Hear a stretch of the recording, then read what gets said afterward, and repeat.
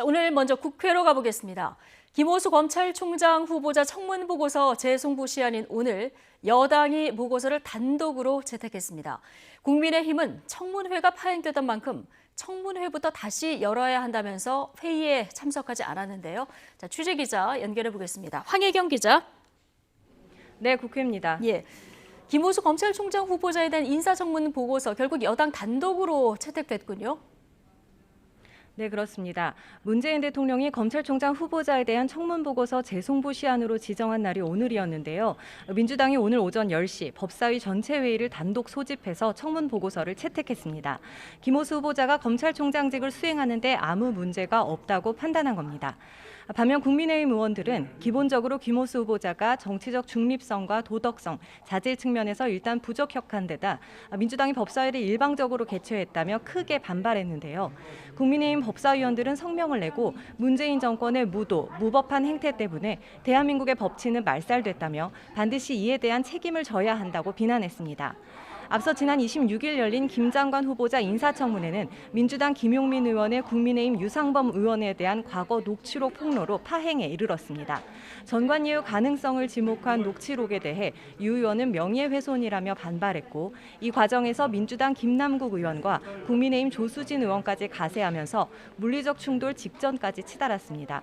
이후 국민의힘 측이 모두 퇴장하면서 청문회는 종료됐습니다. 국민의힘은 끝나지도 않은 청문회의 보고서 채택을 얘기하는 건 어불성설이라면서 김용민, 김남국 의원의 사과와 함께 파행된 청문회부터 재개해라고 요구해 왔는데요. 반면 민주당은 청문회 파행은 스스로 회의장을 나가 들어오지 않은 국민의힘 때문이라면서 보고서 채택을 강행했습니다. 문 대통령이 임명까지 한다면 현 정부 들어 야당 동의 없이 임명되는 32번째 장관급 인사가 될 것으로 보입니다. 네, 당내 소식들도 좀 보죠. 민주당에서는 조국 전 법무부 장관의 회고록 출간 소식에 내부가 좀 어수선하다고요?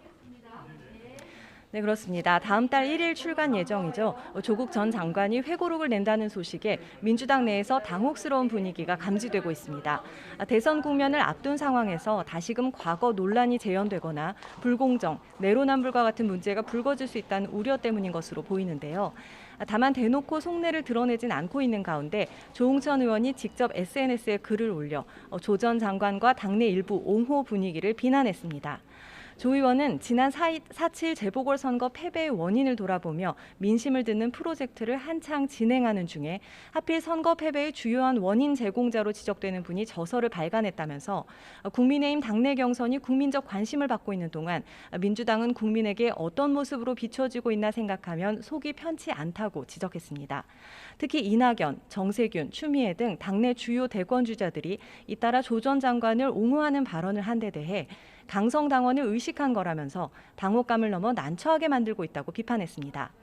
반면 같은 당 박찬대 의원은 조 전 장관의 회고록이 사전 구매 예약 첫날 완판되는 초대박을 터뜨렸다면서 이른바 조국 사태는 검찰개혁이라는 국민의 염원을 위해 임명된 법무부 장관을 검찰과 언론이 함께 무참히 도륙한 거라고 주장했습니다.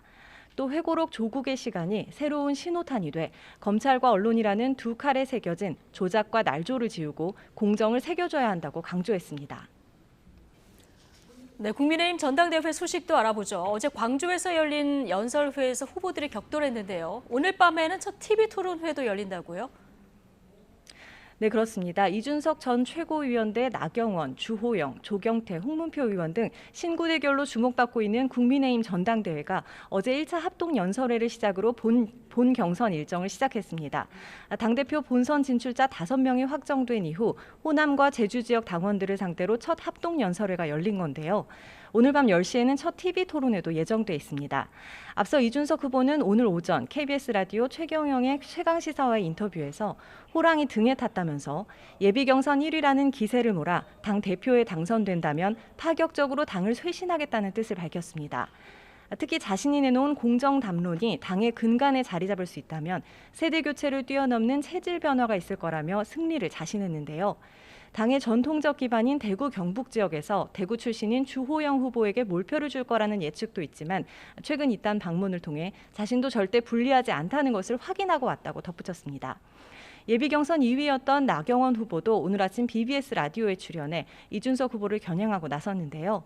이 후보가 스스로 유승민계의 대표격이라는 말을 했다면서 이 후보가 말하는 통합의 그림은 결국 유승민 후보만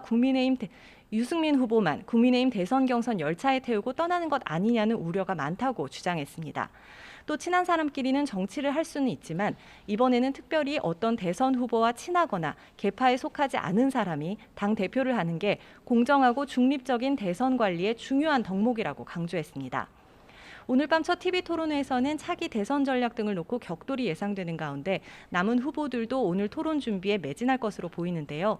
국민의힘은 전체 4번의 권역별 합동연설회와 5차례 토론회를 거쳐 오는 11일 전당대회를 열고 새 지도부를 확정지을 예정입니다. 지금까지 국회에서 YTN 황혜경입니다.